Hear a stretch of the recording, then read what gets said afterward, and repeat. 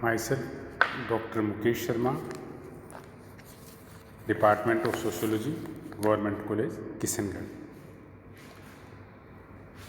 Students, आज हम BA part 3 के सोशोलॉजी के पेपर 2 सोशल एंथ्रोपोलॉजी सामाजिक मानवशास्त्र के अंतर्गत concept of tribe and cast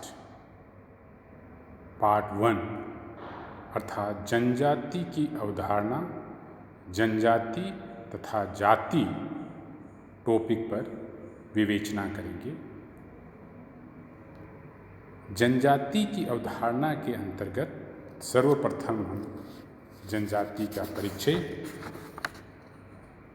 फिर जनजाति का अर्थ एवं परिभाषा, अनुसूचित जनजातियाँ क्या होती हैं एवं जनजाति की विशेषताओं, इन बिंदुओं पर विस्तृत चर्चा करेंगे।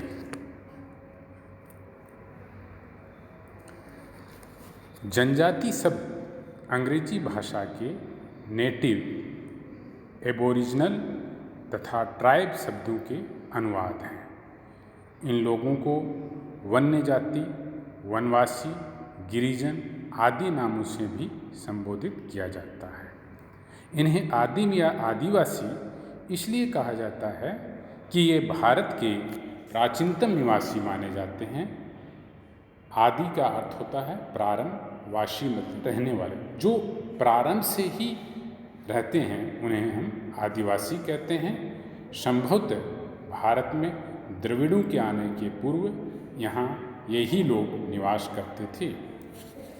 इस संबंध में वेरियर एल्विन का विचार है, आदिम जाति के नाम से संबोधित करते थे।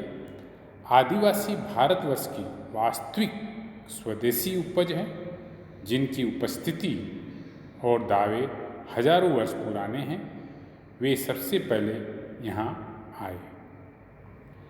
आदिवासियों के मसीहा ठक्कर बापा और भारतीय संविधान निर्मात्री सभा के सदस्य जयपाल सिंह ने इन्हें आदिवासी के नाम से संबोधित किया, जबकि प्रसिद्ध समाजशास्त्री डॉक्टर जी.एस. घुरिये ने भारत की आदिवासी नहीं मानते,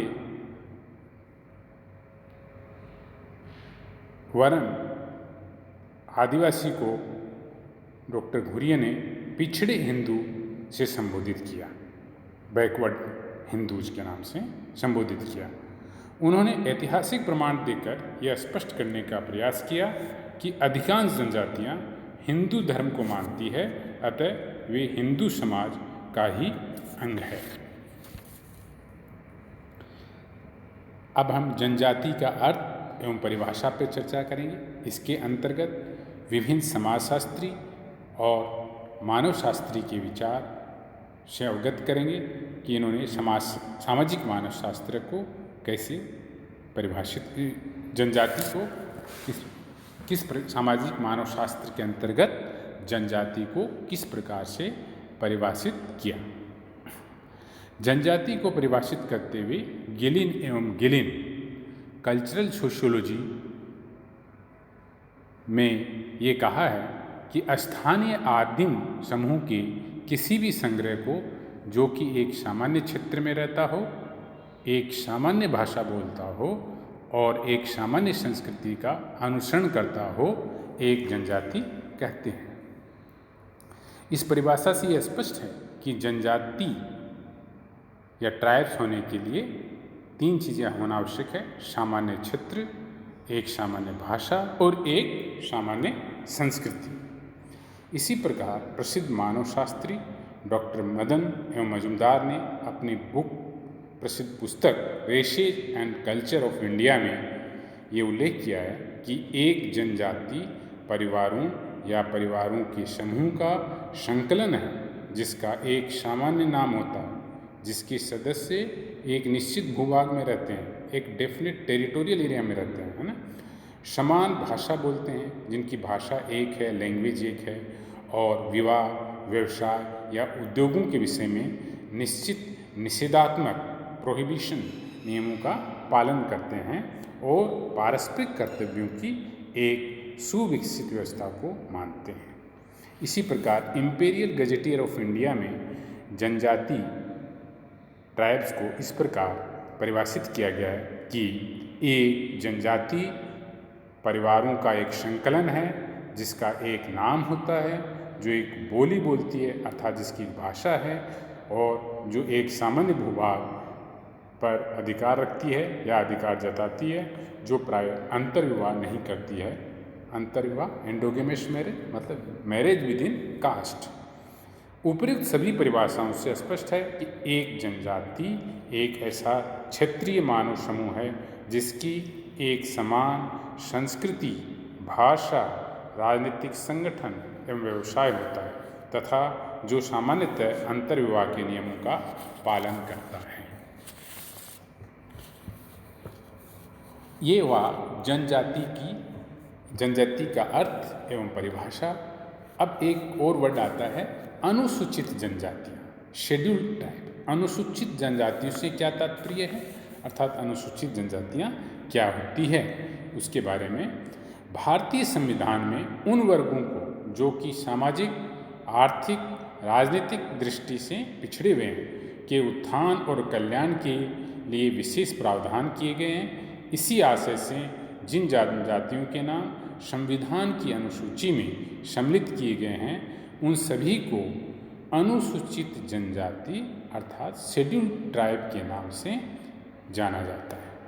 यह स्पष्ट है कि जनजाति और अनुसूचित जनजाति में मुख्य अंतर यही है कि जनजाति के अंतर्गत देश में पाए जाने वाले सभी जनजातियां आ जाती है, जबकि अनुसूचित जनजाति अर्थात शेड्यूल्ड ट्राइब के अंतर्गत केवल वे ही जनजातियां आती है जिनको संविधान में सम्मिलित किया गया है या जिनको सम्मिलित किए जाने की राष्ट्रपति महोदय ने समय समय पर स्वीकृति प्रदान की है।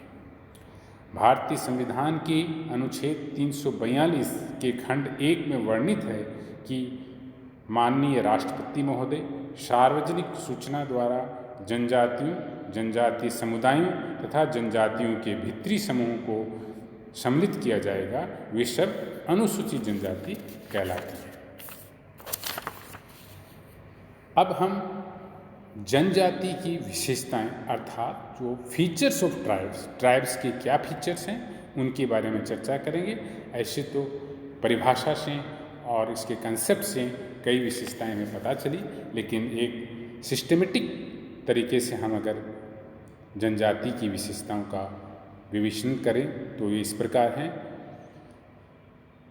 जनजातीय समाज सरल समाजों की श्रेणी में आते हैं, सिंपल सोसाइटी। अतः इनमें वे सभी विशेषताएं पाई जाती है या तत्व पाए जाते हैं जो एक सरल समाज में, एक सिंपल सोसाइटी में पाए जाते हैं। जैसे पहला, जनजातीय समाज में कम विभेदीकरण, यहाँ पे विभेदीकरण कम पाया जाता है। दूसरा, परंपरा एवं रूढ़िवादिता का बोलबाला, क्योंकि ये समाज विज्ञान और टेक्नोलॉजी से दूर है, इसलिए यहाँ परंपरा और रूढ़िवादिता का पर अधिक बल दिया जाता है। तीसरा, धर्म की प्रधानता। चौथा, व्यक्तिगत संबंधों की प्रधानता, इंडिविजुअल रिलेशनशिप्स की यहाँ पे प्रधानता दी जाती है यहाँ पे। और पांचवा है गतिशीलता का अभाव, अर्थात यहाँ की सोसाइटी स्टैटिक सोसाइटी है, डायनेमिक नहीं है, गतिशील उतनी नहीं है, जिसके कई कारण हैं। 6, भिन्नता के स्थान पर समानताएं अधिक पाई जाती है। और 7वां है प्राथमिक समूह की प्रधानता, अर्थात प्राइमरी ग्रुप्स को यहाँ इम्पोर्टेंस दिया जाता है। 8वां, सामाजिक नियंत्रण के लिए अर्थात सोशल कंट्रोल के लिए अनौपचारिक साधन इनफॉर्मल मीन्स जैसे प्रथा, कस्टम, परंपरा, ट्रेडिशन, जनरीति, फोकवेज, नैतिकता, मोरलिटी आदि हैं। इनके अतिरिक्त जाति समुदाय की विशिष्ट विशेषताएं।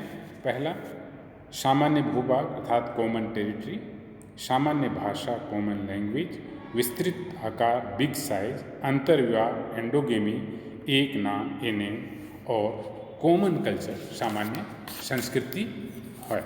ये जनजाति की विशेषताएं हैं।